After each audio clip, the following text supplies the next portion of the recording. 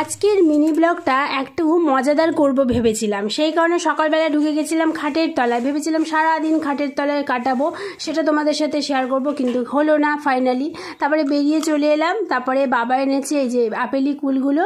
খেতে খেতে বাবা দেখি জঙ্গল সাফ করতে পেছনে গেছে, সেটাও তোমাদের সাথে শেয়ার করলাম। আজকে আমার বাবা অনেক কাজ করেছে, জঙ্গল সাফ করেছে, বাথরুম ক্লিন করেছে ভালো করে, যেহেতু মায়ের শরীর খারাপ তোমরা জানো।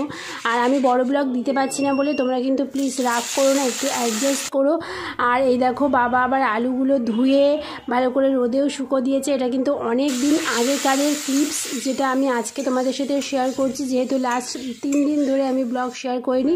আর বাবা কতগুলো মাছের তেল পটকা নিয়ে এসেছিলো, সেটাও ভাজলাম। আর লাউ ঘন্ট করেছিলাম।